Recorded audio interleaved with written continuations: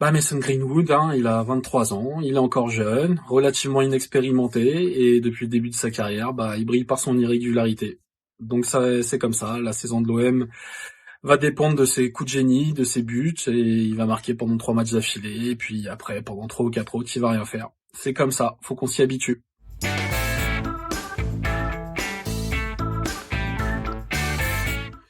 Salut à tous, vidéo en mode dépression après le nul contre Angers 1 partout au Vélodrome vendredi soir. Franchement, ils m'ont niqué le week-end. Vraiment, c'était horrible. J'ai pas regardé un match, je suis dépité, c'était affreux. Et regardez, j'ai ressorti le maillot de la saison Sampaoli. Parce que, voilà, contre Angers, ça ressemblait à ça. C'est-à-dire de la passe, on change d'aile, on revient, ça va du centre à un côté, puis ça revient, et il se passe rien. Et voilà, et on joue contre 10 mecs et on est bloqué. Et ces 10 mecs, ils marquent un but qu'ils remarqueront plus jamais de leur vie et on abandonne 2 points précieux. Et tellement énervant, tellement déjà vu. Ça m'énerve, c'est pas possible, quoi. Mais pourquoi on n'a pas des mecs qui balancent des mines de 35 mètres, là, pour faire sortir le bloc adverse, justement? C'est un truc de fou, ça, je comprends pas. Bref. Lors de ce match contre le SCO, et hélas lors des rencontres précédentes, vous aurez remarqué que Mason Greenwood n'est pas au niveau de son début de saison extraordinaire. Et donc c'est notre question de la semaine. Qu'est-ce qui cloche avec Mason Greenwood? Alors, pour être tout à fait honnête, avant qu'il débarque à l'OM, j'avais pas trop suivi sa carrière, parce que de toute façon en Angleterre, je suis plus Liverpool que Manchester United. Donc j'ai regardé un petit peu ce qui s'est passé. Alors la première chose, la plus évidente, c'est qu'il n'a que 23 ans. Donc il est relativement frais quand même au haut niveau. En plus, il a eu quasiment une année sans jouer à cause de ses ennuis extrasportifs.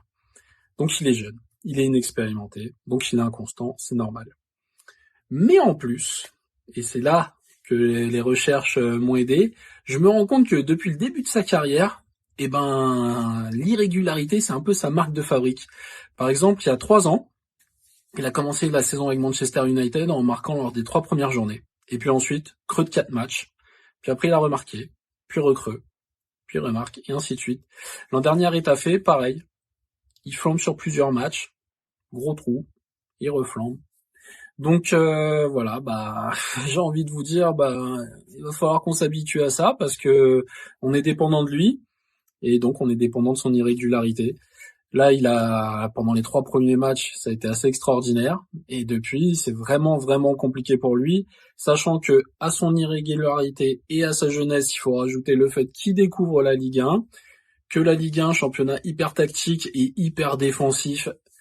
Ça y est, ils ont compris. Donc, ils lui mettent du double marquage. Ils font des boîtes sur lui. Ils essaient de l'isoler au maximum du reste de l'équipe. Donc, va falloir trouver des solutions. Ça a commencé un petit peu contre Angers, où il a joué dans l'axe à certains moments, où il a même carrément changé d'aile, c'est arrivé aussi.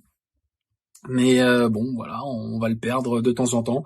Ce qui serait bien, c'est que on soit moins dépendant de lui, évidemment, mais bon, c'est la star de l'équipe, hein, c'est ainsi, et c'est pas un hasard parce qu'il est vraiment super talentueux.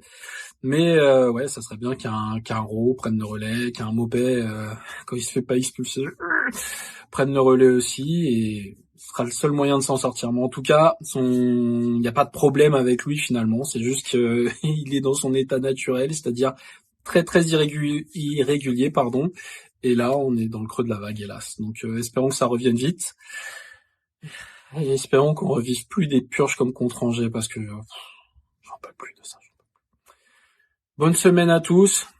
On n'a pas de match de l'OM pour s'énerver cette semaine, tant mieux. Reposons nos nerfs.